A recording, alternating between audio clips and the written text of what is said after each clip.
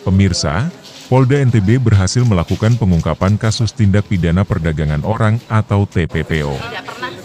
Dari pengungkapan tersebut, 2 orang ditetapkan sebagai tersangka yang saat ini telah diamankan di Tahti Polda NTB berikut seluruh barang bukti hasil penyelidikan. Pengungkapan kasus TPPO di Nusa Tenggara Barat ini disampaikan Polda NTB dalam konferensi pers yang berlangsung di Command Center Polda NTB Senin, 11 November 2024. Dalam konferensi pers dihadiri oleh Direktur Reskrimum Polda NTB bersama Kabid Humas Polda NTB, perwakilan Disnaker Trans Provinsi NTB, Kepala P3MI NTB, para korban dan kedua tersangka. Kabid Humas Polda NTB AKBP Muhammad Khalid menjelaskan pengungkapan kasus TPPO ini menjadi salah satu bentuk keseriusan Polda NTB dalam memberantas pelaku TPPO di wilayah hukum Polda NTB. Ia menyampaikan implementasi program prioritas Astacita ini, Polri telah membentuk satuan tugas dan salah satunya Satgas TPPO. Pengungkapan baru-baru ini yang dilakukan di Treskrimum Polda NTB merupakan tindak lanjut dari program kerja Satgas TPPO. Sementara itu dalam keterangan yang disampaikan Direktur Reskrimum Polda NTB Kombes Pol Syarif Hidayat bahwa pengungkapan kasus ini berkat informasi yang diterimanya dari masyarakat yang kemudian ditindaklanjuti dengan melakukan berbagai upaya penyelidikan. Dari hasil penyelidikan tersebut, penyidik Reskrimum Polda NTB menemukan adanya indikasi TPPO. Setelah melakukan penyelidikan secara mendalam diperoleh bukti-bukti yang mengarah kepada tindak pidana, hingga akhirnya penyidik menetapkan 2 tersangka.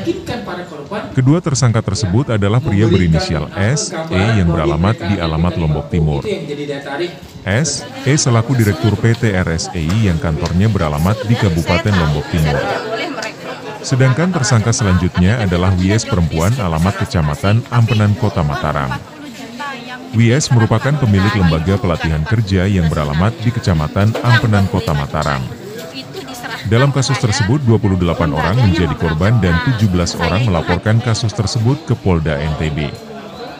6 diantaranya warga Kota Mataram, 5 orang dari Lombok Barat, 4 orang dari Lombok Tengah serta 2 orang dari Lombok Utara, sementara 11 korban lainnya belum melaporkan. Dari pengakuan korban yang diceritakan di Reskrimum Polda NTB ini, rata-rata membayar sebesar 30 hingga 49 juta rupiah kepada WS. Ke-28 korban tersebut sengaja direkrut oleh WS melalui iming-iming untuk bekerja magang ke Jepang yang nantinya akan diberangkatkan oleh S, E melalui PT miliknya. WS meminta korban untuk membayar sesuai harga tersebut di atas.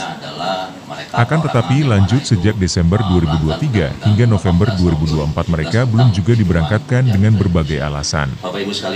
Atas kejadian tersebut, 17 di antara korban tersebut melaporkan ke polisi. Sementara barang bukti yang diamankan adalah kontrak kerja, 60 dokumen persyaratan berupa ijazah, akte kelahiran dan KK, sertifikat akreditasi LPK, 2 bendel surat kerja sama, 12 bukti transfer ke PT Sanusi yang berada di Subang, Jawa Barat, 11 kwitansi penerimaan uang serta 3 buku tabungan. Terhadap kedua tersangka yang diduga merencanakan atau melakukan pemufakatan TPPO atau melakukan penempatan PMI secara unprosedural dikenakan pasal 11 Junto pasal 4 Undang-Undang Nomor 21 Tahun 2007 tentang Pemberantasan TPPO atau pasal 81 Junto pasal 69 Undang-Undang Nomor 8 Tahun 2017 tentang perlindungan PMI dengan ancaman minimal 3 tahun penjara dan maksimal 15 tahun penjara, serta pidana denda sebanyak minimal 120 juta rupiah hingga 600 juta rupiah. Apalagi sudah proses sudah lama, lebih dari 2 bulan, 3 bulan, misalkan cuma 5 bulan, ini sudah 1 tahun belum ditempatkan, tapi sudah direkrut, silakan laporkan. Kemungkinan modus dengan operasi yang sama. Artinya indikasi ada korban lebih banyak. Kemungkinan, makanya kita berharap kalau memang itu merasa dirugikan dan merasa mereka menjadi korban, silakan datang ke kita untuk melapor, untuk kita bisa ungkap.